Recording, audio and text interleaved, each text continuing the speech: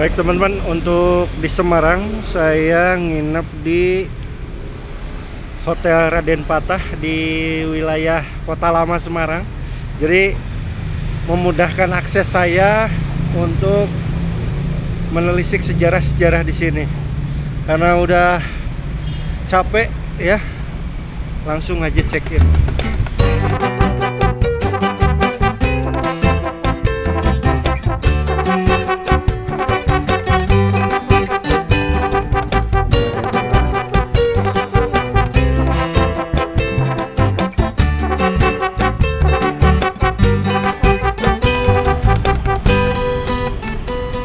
Halo, selamat datang di Jejak Siborik. Kali ini saya ada di Kota Lama Semarang. Kalau kita ingin mengunjungi kota-kota di Belanda, maka datanglah ke Kota Lama Semarang. Di sana kita akan merasakan bagaimana kota Eropa berdiri. Kawasan Kota Lama Semarang dahulu disebut juga Oude Stad. Luas kawasan ini sekitar 31 hektar dilihat dari kondisi geografi. Tampak bahwa kawasan ini terpisah dengan daerah sekitarnya, sehingga tampak seperti kota tersendiri dengan julukan Little Netherlands. Kawasan Kota Lama Semarang merupakan saksi bisu sejarah Indonesia masa kolonial Belanda lebih dari 2 abad. Lokasinya berdampingan dengan kawasan ekonomi dan stasiun Tawang. Di tempat ini ada sekitar 50 bangunan kuno yang masih berdiri dengan kokoh dan mempunyai sejarah kolonialisme di Semarang. Secara umum, karakter bangunan di wilayah ini mengikuti bangunan-bangunan yang ada di benua Eropa sekitar tahun 1700-an. Hal ini bisa dilihat dari detail bangunan yang khas dan ornamen-ornamen yang identik dengan gaya Eropa, seperti ukuran pintu, jendela yang luar biasa besar, penggunaan kaca berwarna, bentuk atap yang unik, sampai adanya ruang bawah tanah.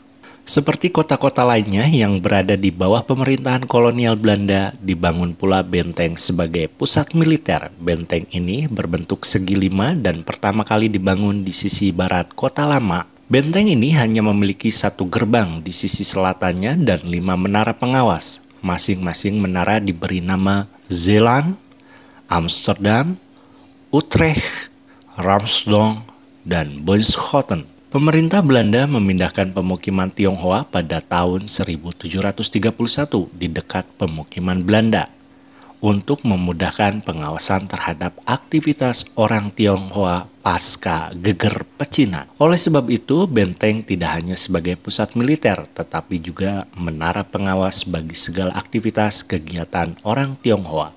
Kota Lama menjadi salah satu ikon primadona bagi warga Kota Semarang sampai mancanegara. Rencananya Kota Lama Semarang akan diajukan oleh Situs Warisan Dunia UNESCO.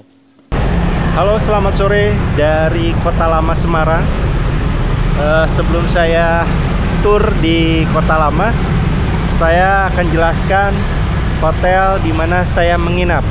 Ini adalah Hotel Raden Patah. Dulunya bernama Sentrum.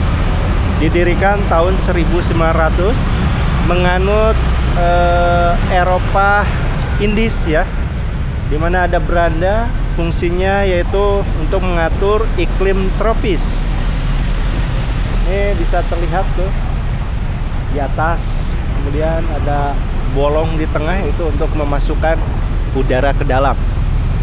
Nah, ada nuansa-nuansa neoklasik juga di sini.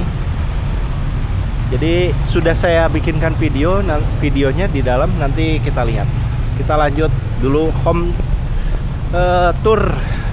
tour singkat. Mungkin saya akan jelaskan bangunan-bangunan yang penting saja di sini karena terlalu banyak ya. Kita akan menuju ke Herenstraat. Nah, Herenstraat ini berubah sekarang menjadi Jalan Suprapto. Kemudian ini dikelilingi, dulu Kota Lama ini dikelilingi oleh benteng-benteng ya. Benteng yang dinamai kota-kota di Belanda. Ada Utrecht, Amsterdam, kemudian saya lupa lagi ya. Teman-teman, ini nanti sekitar habis maghrib jalan ini akan ditutup untuk dikhususkan untuk pejalan kaki ya. Jumat dan malam minggu.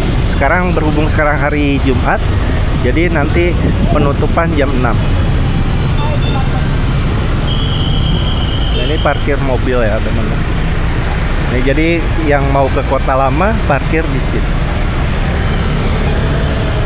Dulunya adalah Hotel Johnson. Oke teman-teman, kita akan melihat ini adalah Westkamer ya. Jadi Westkamer ini berasal dari West and Boedelkamer. Ini balai harta peninggalan orang-orang Belanda disimpan di sini. Ini kayaknya memiliki 2 lantai ya. Yuk kita coba masuk. Punya gedungnya BHP, Balai Harta Peninggalan. Oh, zaman Belandanya? Iya, zaman Belanda. Oh, barang-barang peninggalan orang-orang Belanda yang meninggal disimpan di sini. Misalkan apa? Barang-barang korban mau diambil bisa diambil ke sini. Oh, bisa diambil sini. Jadi barang-barang penitipan atau barang-barang peninggalan jenazah orang-orang Belanda disimpan di sini. Sih, Pak. Ya, biasanya mungkin kan evakuasi barang. Evakuasi, barang evakuasi. Oke, kita lihat tuh.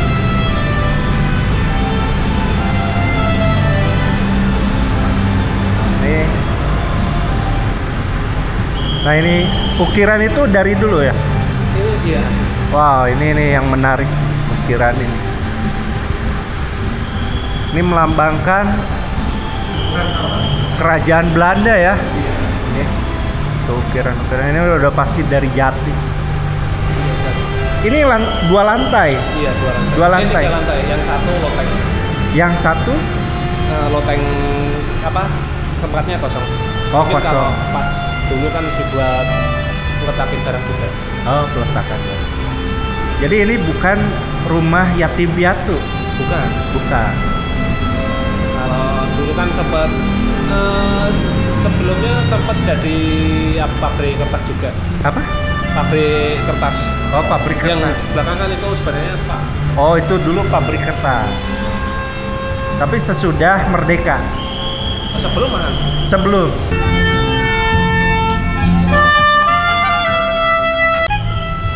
Nah, ini saya kurang tahu nih. Ini NP Semarang Automobil. Ini kayaknya spare part ya, toko spare part kendaraan dulu. Kalau itu tahun 1889 didirikan, tapi kalau ini saya kurang tahu tahun berapa nih. Oke, ini di depan saya menemukan tulisan Spiegel. Ya, Spiegel. Ini kalau dulu ini sebetulnya ya kemarin-kemarin ini dijadiin kafe ya. Nah, ini sejarahnya teman-teman.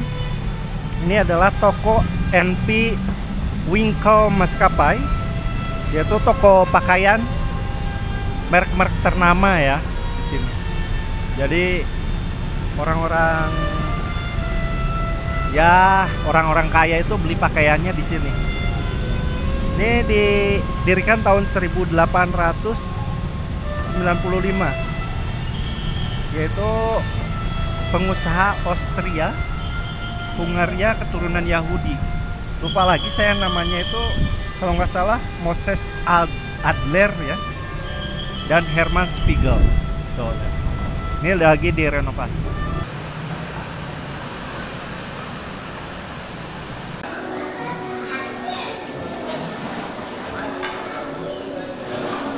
Mas, kalau yang original di sini yang mana aja nih Spiegel? Tiang-tiangnya sama ornamen itu semua original. Ya, pintu, jendela, batu bata itu juga masih original. Masih original. Nah, ngomong-ngomong nih, dulunya tempat apa sih Mas ini? Ya, ini dulunya Toserba, Kak. Jadi jual pakaian, perabotan rumah tangga dari Eropa, impor. Ya, impor.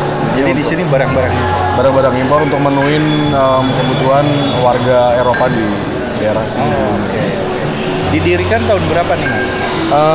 Untuk bangunan ini sendiri itu 1895, tapi sebelum ini berdiri itu awalnya lantai 1, Kak. Jadi awalnya cuman kecil gitu, berdiri yang gede ini 1895. Iya. Oke, Mas Rey, makasih ya. Oke, thank you. Dan ini Mas Rey ini adalah pengelola Cafe Spiegel. Nah, kalau pengen ngopi sambil menikmati bangunan-bangunan neoklasik Eropa, Spiegel ini menjadi ikon kota Semarang ya untuk Satu ngopi ikon, apalagi sini landmarknya kota Semarang, terutama di Kota Lama ya Kak ya. Kota Lama ya. Berdiri di depan situ udah langsung kelihatan 3 bangunan, Marba, gereja, sama Spiegel semuanya. Ya. Jantung kota lamanya. Jantung ada di Kota sini. Lama di sini. Oke, makasih Mas. Oke, thank you Pak. Nah ini teman-teman, jarang sekali ya kita ke Spiegel itu bisa mengakses lantai atas. Kita hanya bisa di bawah aja untuk pengunjung. Tapi ini spesial berkat konten sejarah. Jadi saya diperbolehkan masuk untuk ke atas. Nah ini yang paling bersejarah. Jadi ini lantai 2 ini tahun 1896. Nah ini kondisi lantai. Mas, kalau tire-tire ini udah dari zaman dulu atau baru-baru? Tire-tire ini. Oh, kalau ini baru sih. Oh, baru ya? Iya. Memang dikhususkan buat meeting gitu ya? Iya. Wow, ini teman-teman, ciri khas dari bangunan Belanda adalah jendela. Nah, jendelanya itu 2 rangkap antara jendela dalam yang berbentuk kaca seperti ini sama jendela luar untuk ventilasi. Wow, keren banget. Nah, ini dari luar Kota Lama. Di sana ada Marba, kemudian Gereja Belenduk. Dan Gereja Belenduk ini adalah tonggak berdirinya Kota Lama ya. Ini hampir didirikan hampir dari abad ke-17. Dan bentuknya neoklasik yang benar-benar menonjol banget. Dan tidak ada akulturasi sepertinya dengan budaya Indonesia atau Nusantara pada saat itu. Ini Spiegel. Ini kemarin-kemarin sih ini adalah cafe ya, kopi shop kayak gitu. Kemudian di sana ada tahunnya. Nah ini jejak dari Herman Spiegel, toko pakaian waktu zaman Hindia Belanda, didirikan tahun 1895. Ini udah mulai rame di Kota Lama ini. Nah, di area Kota Lama ini kita akan temukan Gedung Marba. Nah, Gedung Marba ini pendirinya adalah satu-satunya orang Timur Tengah, keturunan Timur Tengah, yaitu keturunan Yaman. Nah, ini Gedung Marba. Jadi Gedung Marba ini diambil dari kata pemiliknya, yaitu saudagar kaya dan keturunan Yaman. Ini adalah kantor urusan pelayaran, kemudian ekspedisi, pengiriman barang, yaitu kamar dagang atau handel ya. Kemudian ini pernah diwariskan ke Marzuki Bawazir ya, Marzuki Bawazir. Kemudian ornamennya bisa kita lihat, ini ornamennya unik ya teman-teman. Batu bata merahnya itu seperti di pabrik gula, Swicker Pabriken tuh. Ya kalau teman-teman lihat penggarangan itu seperti ini. Kemudian di atas ada kayu-kayu dan besi. Dan ini khas bangunan Hindia Belanda. Oh, keren banget ya teman-teman.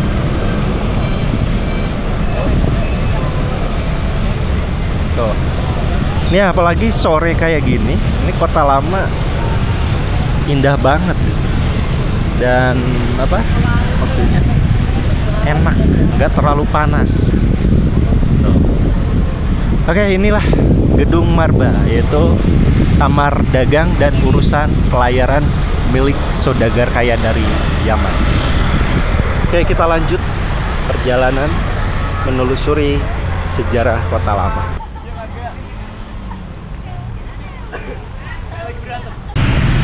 Masih di Herenstraat atau Jalan Heren yang sekarang Suprapto. Inilah ikon dari Kota Lama, yaitu Gereja Belenduk.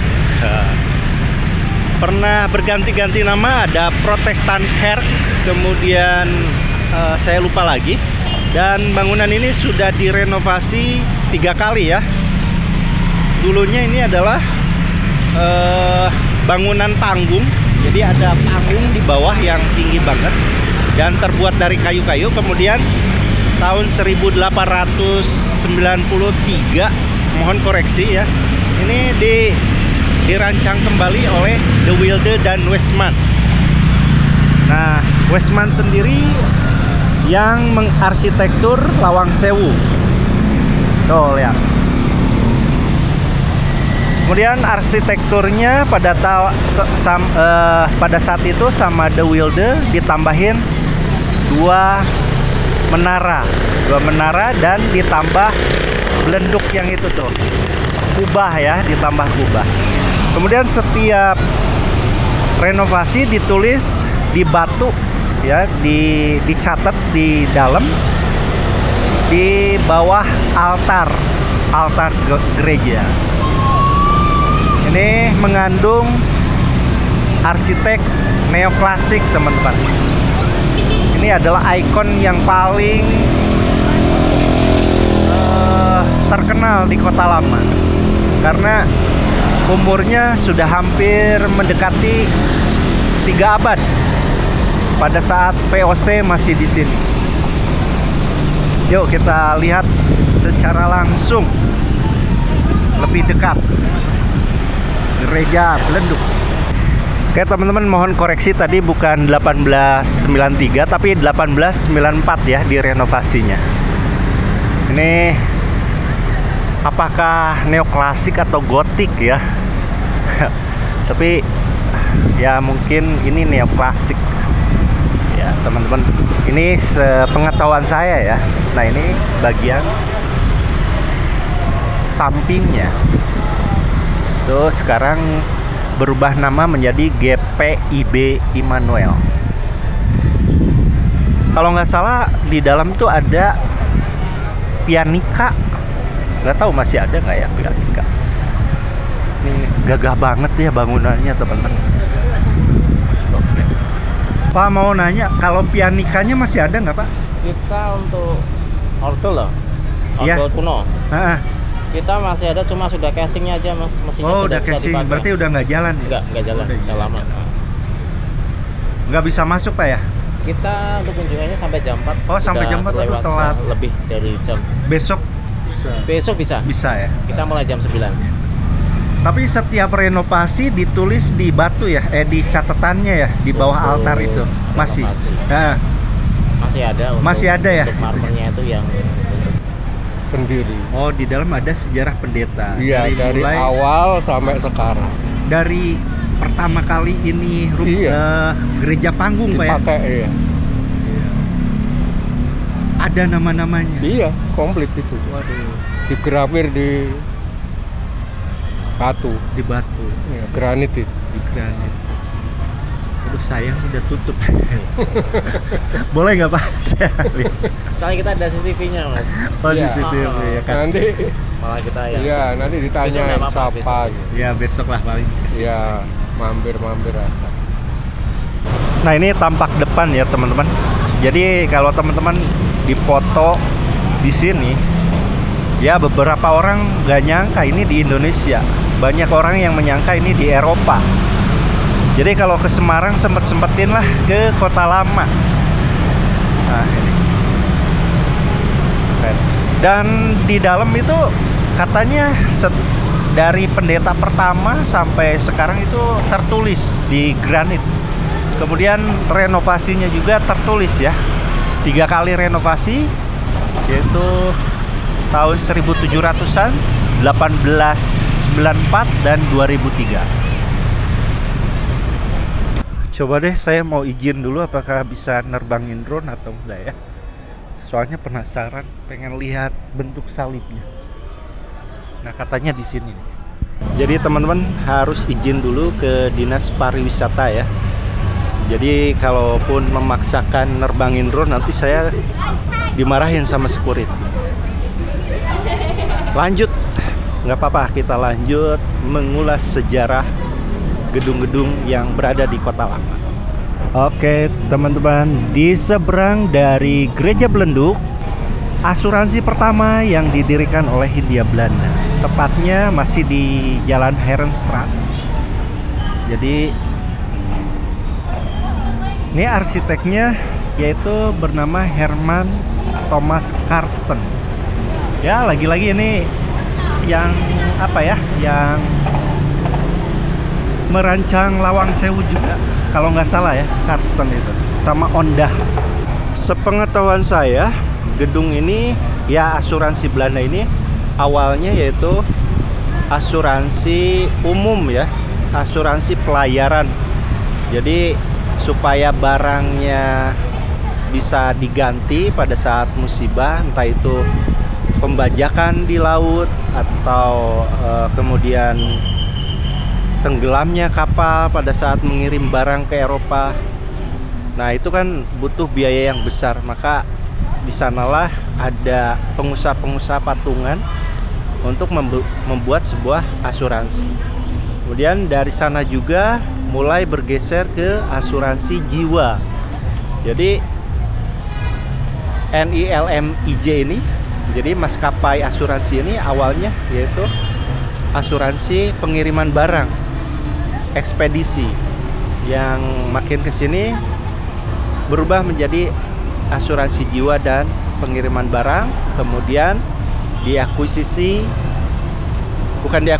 dinasionalisasi yang kita kenal perusahaan Jiwasraya, dan itu banyak problemnya sampai akhirnya Jiwasraya ini tinggal kenangan.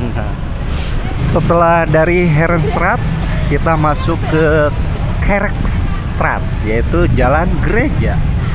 Sekarang jadi jalan Suari. Nah, ini kita masuk.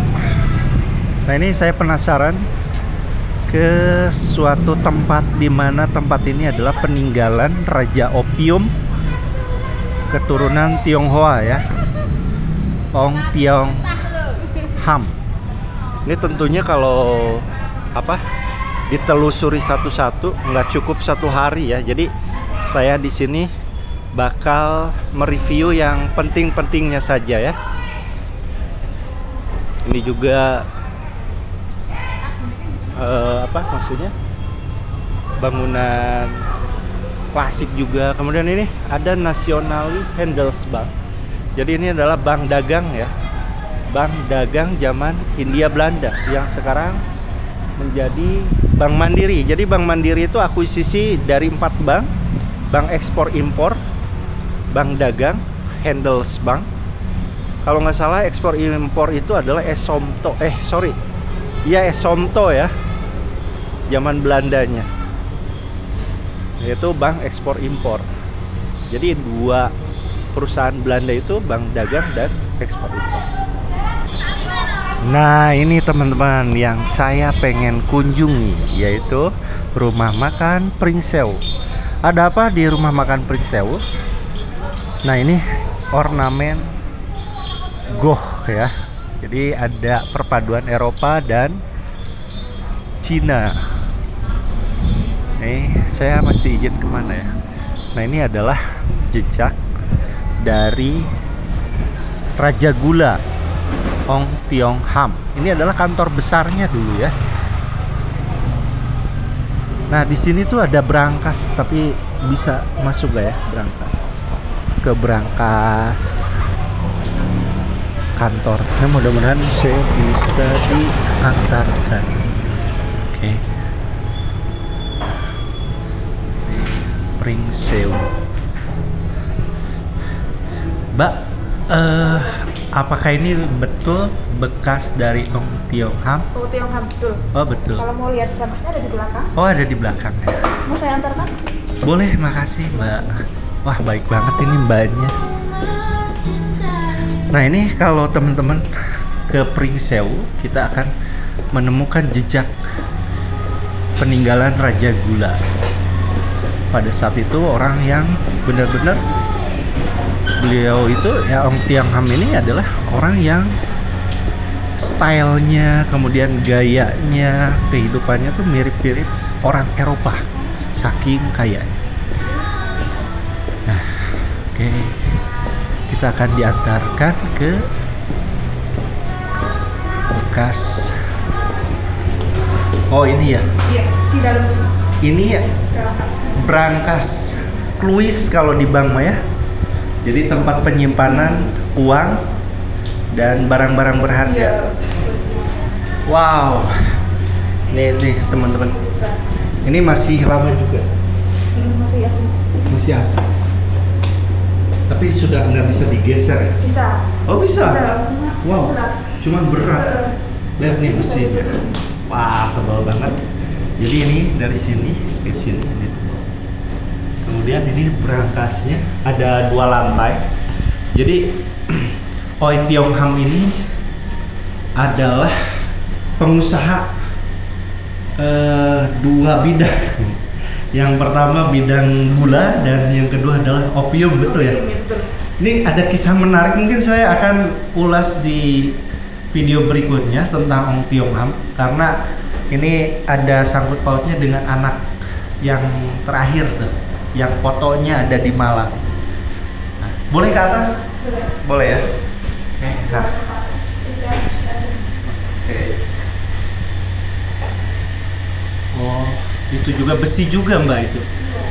Oh, itu besi juga ya. Bisa. Nah, ini sekarang. Nah, ini besi juga, tuh lihat besi. Wah, ini betapa kayanya kalau seorang pengusaha yang sudah punya brankas atau kuis penyimpanan barang-barang berharga atau uang.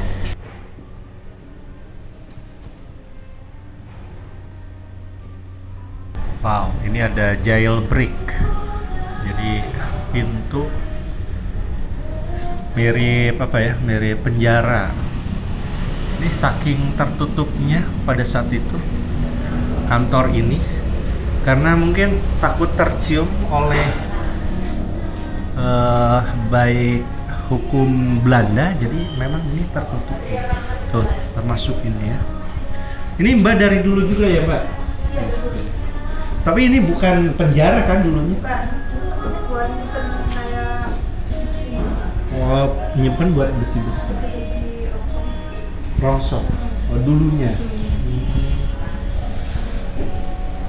Jadi ini ya balik lagi karena bisnisnya ya bisa jadi terlarang, jadi si kantornya itu memang tertutup rapat-rapat. Banyak saya menemukan di sini banyak pintu-pintu besi yang bertebaran termasuk lorong ini. Ya itu bagian dari sejarah. Oh, pernah terbakar. Ini sisa-sisa kebakarannya. Oh iya betul.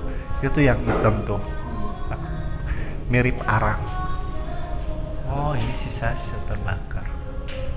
Tapi ini bata merah yang panjang-panjang ya. Bata merahnya panjang-panjang. Ini bata merah buatan mana ya?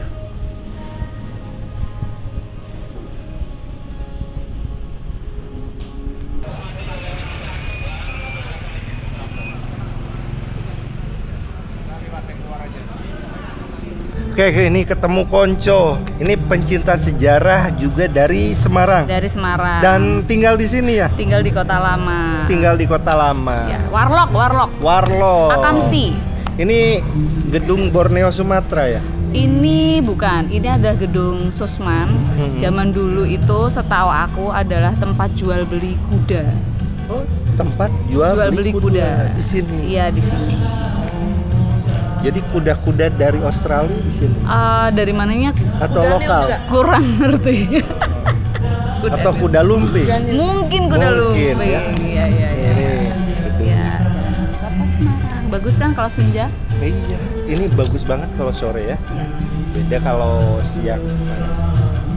Ini namanya Mbak Windy. Ya. teman kerjaku. Iya, ini suddenly ketemu tanpa rencana.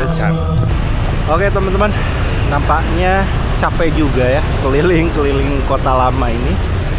Ya terlalu banyak bangunan bersejarah di sini. Tapi saya berharap pemerintah Kota Semarang masih berusaha untuk dijadikan warisan UNESCO ya kota lama ini. Walaupun berat, menurut saya sih berat. Kenapa? Karena banyak bangunan yang memang sudah dirubah, sedangkan UNESCO itu harus bangunan bentuk aslinya. Ya mudah-mudahan dapat direvitalisasi mendekati bangunan asli nanti ke depannya. Amin. Oke, paling gitu aja dari Jejak Siborik. Menjelajah kota lama di Semarang dan lumayan capek dan panas. Saatnya kita makan. See you, bye-bye.